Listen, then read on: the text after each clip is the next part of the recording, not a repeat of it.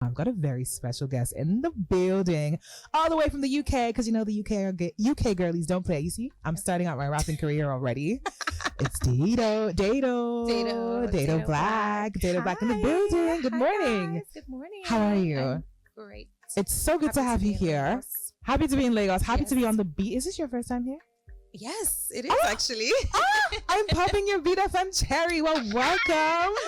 Yes, now you are officially a part of the family. Yes, and congratulations. You have been working, girl. Yes, girl. Shout outs to you. In 2024, you have been working. You dropped your EP, 6 tracks, and Nollypop. Yes. Shout outs to you. You also joined Deto Black and Shally Poppy. Yes, I in did LA. In LA. Okay, you shut it down. And also beforehand, you joined Amaray on stadium stages, doing the thing. Period. I love to see it. Let's talk about your growth, because you've been on the scene for a minute now. For those that don't know, how long have you been making music for? Okay. Officially. Okay, so I dropped my first. Okay, firstly, I want to say one thing. I am not a UK girly. Okay. Okay. Let the record show. I am not a UK girly, but I lived there for a bit. I went to school there. Okay. But I would say I'm a Niger babe. Okay, so between the Lagos and London baddie fiasco, Twitter wars that were going on, what side of the fence are you on? Of course, I'm on the Lagos side. Period. Like, y'all should go back. No, I'm just kidding. I'll say with my chest, y'all should go back. But the prices are getting too high.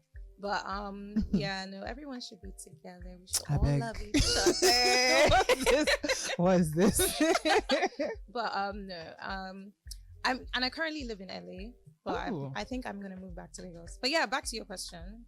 I started music in 2020 officially. That's when I dropped Body Count. That's when Body Count was dropped. So Juicy's song with Amaray and Gigi, and that was during COVID. And the story behind that is he played me the song. Me and him are friends. He played me the song, and I was like, oh yeah, I rap. Like I can so do a verse. Never rap. Did you? Before. Okay. It's like me this morning. By the way, I make music. Never rap, but that's how it starts. I was like, I love like Nicki Minaj and Doja Cat, all the rap girlies. I love all the rap girlies. So I was like, yeah, I feel like I could do it. So he was like, okay, do it. And then I did a verse. I didn't think he was gonna do anything with it, because I think I recorded it in March, and I think it came out in May. So when it came out, I was just like, oh wait, what? That's me. And that was it. And I was like, okay, yeah, I used to be an accountant. Yes. Shut the front door. Girl, charted. I was about to be charted, and I left it when COVID happened, and I was like, yeah, I'm a rapper now. And you took it and you really just ran with it. Yes. I love that so much for you. Thank you. So obviously before, you mentioned that you'd never rapped before, but I'm guessing that there was always some sort of like love for music. I feel like I was a student of rap, because I just that was my favorite genre since I was young. And I just used to listen to so much rap music. And when you like consume it, like information, you just take it in. And I'm like a pretty fast learner. I was an accountant, so almost chartered for the record. So I guess I just had it in me, and I love it. So absolutely, I like the fact that when it comes to this music thing, you are not following any rules. You're really just out here in your own lane, creating your own path. But one thing that I like to ask is, what kind of music did you listen to growing up? You said that you're a student of rap, but I'm guessing that there's others, because your music is so eclectic. I like to say, and that's a a different way to put it. Some people would refer to it as Alté.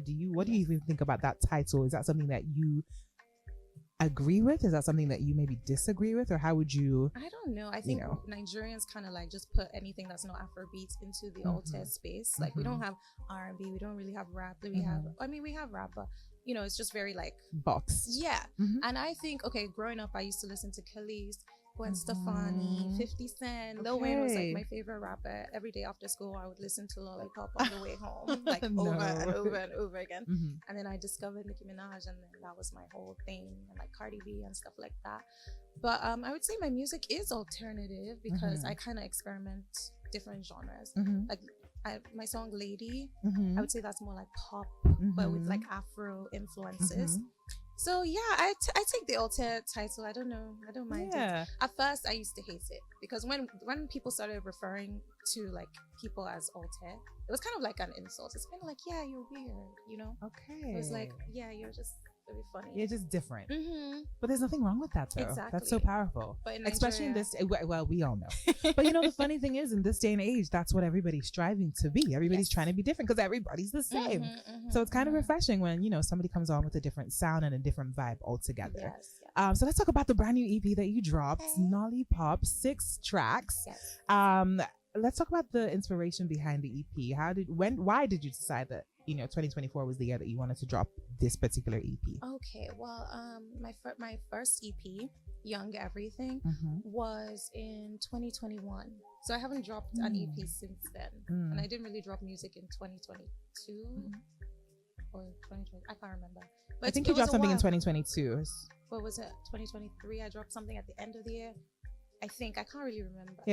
You dropped Bad SLT in 2022. You also dropped Rara. You were on Rara. Those were featured songs. Yes. I always had featured songs out, but I feel like my own songs. It was a while. Okay. So I wanted to make a project and put something out because I have so much music, and I just want all of it to be out. Absolutely. And Nollypop is like, I love old Nollywood. Like when I used to live in Lagos, I did this like photo series called Old Nollywood. And it's just always been an inspiration for my style. And so I just wanted to kind of infuse it and channel it. I see that. Yes. And one of the things that I really respect and appreciate is how you do infuse old Nollywood, but you kind of make it cool. Yeah. It's like make it BBM babes, but like, cutesy. It's like nuance because I don't want it to be exact because we're not in that era anymore. Absolutely. So I want to like make it fresh and new, but it's still a big influence. Like, they were just baddies. Just baddies doing their thing.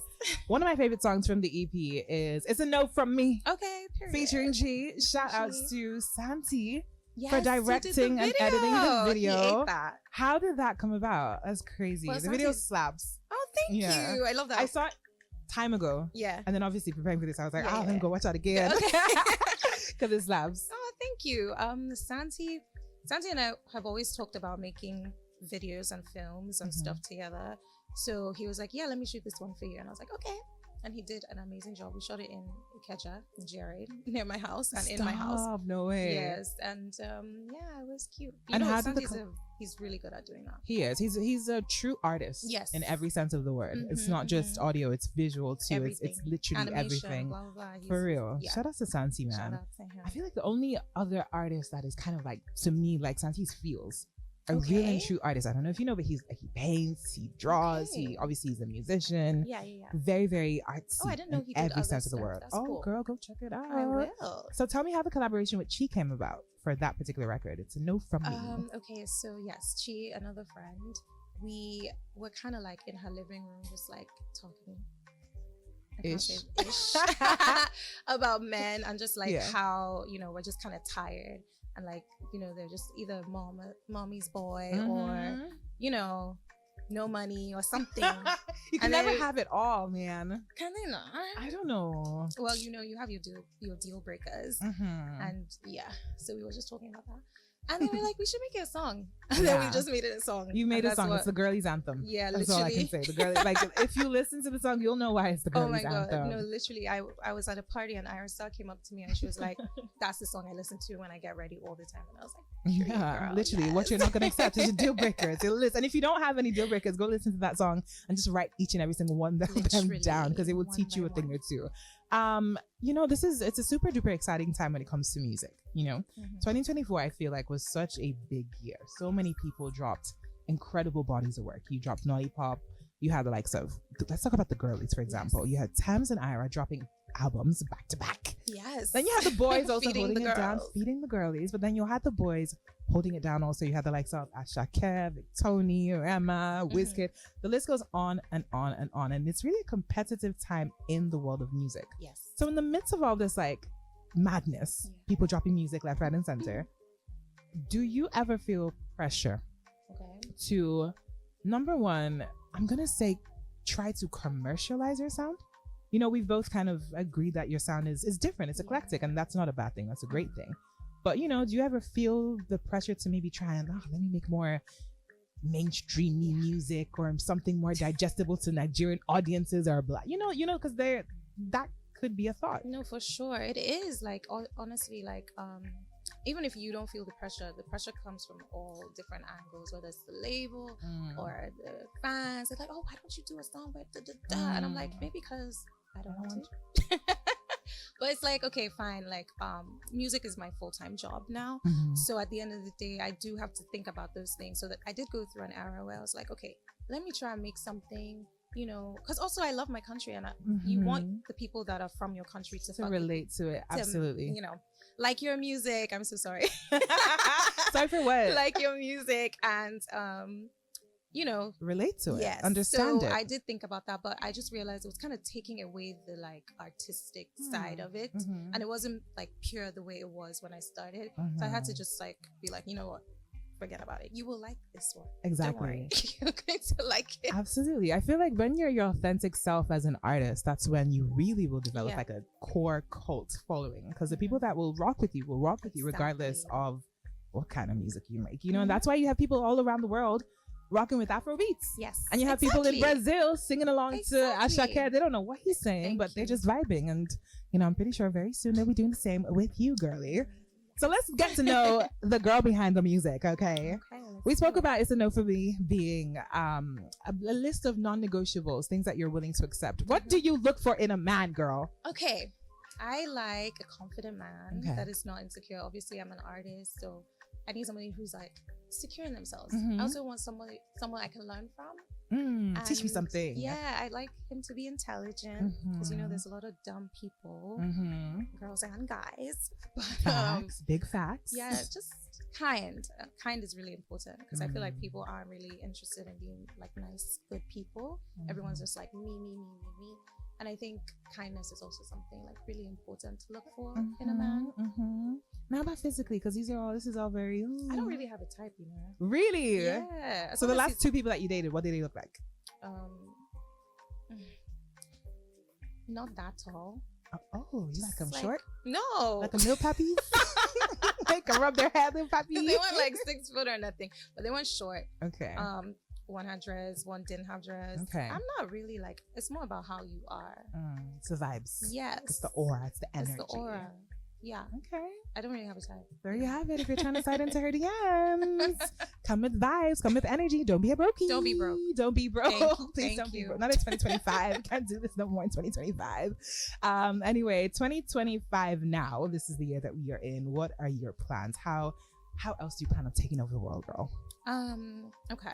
So I'm kind of regrouping right now, and I want to really focus in on like my live performances and give like a different vibe. So I'm still like thinking about that and like the creative behind that. But this year I just want to drop more music, more videos. Nollypop, I have a video for pretty much every song apart from the 2 new ones that I dropped. Love that. So you guys check that out. Period. Yeah, more visuals, more music, more shows. Yeah, I want people to feel something when they come to my shows. Like I love artists like Doechii and Doja Cat. You know, they kind of give you like more than just dancing and singing. You know? You're right. It's a whole experience. Yes. And when those particular artists that you mentioned, they are artists that I feel understand what it is to be an artist. They wear it on their sleeve. Yes. They dress it. They live it. They breathe it. Absolutely. I can't wait to see what you have in store for us. It's 2025. Love it so much for you. Anyway, if people want to get in contact with you, how can they reach out to you on social media? Where can they find you? Okay, I'm on YouTube, Twitter, Snapchat, Instagram, TikTok, and everything is just Deto Black, Deto Black. Deto Black everywhere. Go check it out. All right, it's only right that I spin this one your way. Thank you so much for stopping by today. It's been so much fun chit-chatting with you. Can't wait to see what this year has in store for you. Definitely come back. Oh, I'll be back. Yeah, be back. Let's chop it up and chit chat some more. Yeah. You know, as the year progresses. Can't wait to see what you come out with this year. Got all new music from Deto Black off her Nollypop EP. Go check it out on all streaming platforms. Music, Spotify, Boomplay, the whole shebang. This is one of my favorite songs. Okay. Apart from It's a No From Me. I love this song. I want to hear it. Guess what it is? Lady? No. Body count. Number 2, if I'm not the one. Jump, period. If I want your man, he's my boo. Okay. Coming right through. Keep it locked right here. Thank you.